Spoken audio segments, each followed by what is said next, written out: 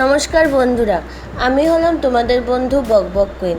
আজ আমি তোমাদের মীর আফসার আলী সম্বন্ধে বলবো, যিনি হলেন একজন রেডিও জকি, উপস্থাপক, সংবাদ পাঠক, গায়ক ও অভিনেতা।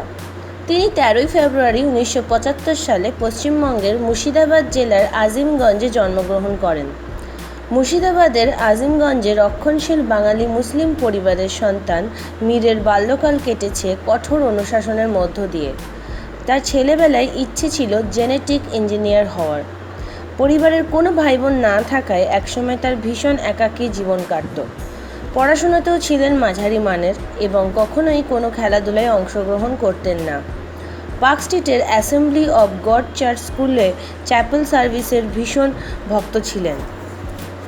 তিনি তার পড়াশোনা শেষ করেন উমেশচন্দ্র কলেজ থেকে এবং তার পিতার নাম হলো মীর সুলতান আহমেদ ও তার সন্তানের নাম হলো মুস্কান আলী।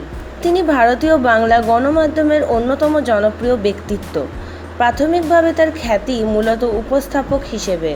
ডিডি বাংলার নিউজ প্রোগ্রাম খাস খবরের মাধ্যমে টেলিভিশনে প্রথম আবির্ভাব হলেও জি বাংলায় প্রচারিত রিয়েলিটি শো মিরাক্কেলের জন্যে তিনি ব্যাপক জনপ্রিয়তা অর্জন করেন।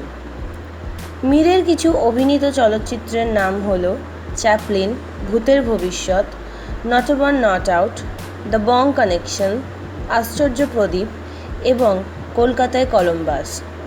তিনি যেই পুরস্কারটি অর্জন করেছেন সেটি হল কলাকার পুরস্কার।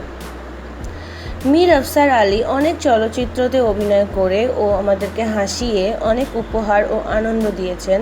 আশা করছি উনি ভবিষ্যতেই এইভাবে আমাদের আনন্দ ও উপহার দিয়ে যাবেন। ধন্যবাদ বন্ধুরা এই ভিডিওটি দেখার জন্যে। লাইক, শেয়ার, কমেন্ট এবং অবশ্যই সাবস্ক্রাইব করো।